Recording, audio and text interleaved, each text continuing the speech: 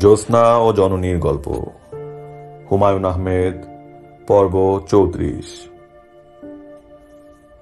এই পর্ব এবং সমসাময়িক পর্বগুলোতে লেখক ঐতিহাসিক কিছু সত্য তুলে ধরেছেন এবং তাদের রেফারেন্স উল্লেখ করেছেন।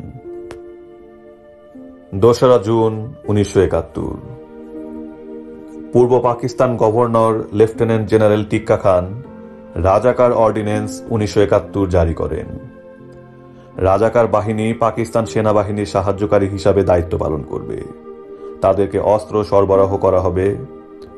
তারা প্রধানত গেরিলাদের খুঁজে বের করা, তাদের আশ্রয়দাতাদের খবর সেনাবাহিনীর কাছে পৌঁছে দেয়া, রেল লাইন, ব্রিজ পাহারা দেবে। রাজশাহী বিশ্ববিদ্যালয়ের ৮৩ জন শিক্ষক এক যুক্ত বিবৃতিতে বলেন, তারা পাকিস্তান সেনাবাহিনীর কাছ থেকে খুবই বিনম্র, সহানুভূতিশীল আচরণ পাচ্ছেন। বিবৃতিতে তারা বলেন, বিচ্ছিন্নতাবাদী আন্দোলনের পেছনে প্রদেশের জনগণের কোনো সমর্থন ছিল না এবং নেই। ময়মনসিংহ কৃষি বিশ্ববিদ্যালয়ের শিক্ষক মণ্ডলীর পক্ষ থেকে যুক্ত বিবৃতিতে বলা হয়, আমরা আমাদের প্রিয় ভূমি পাকিস্তানকে খণ্ড করার অভিসন্ধির তীব্র নিন্দা করছি।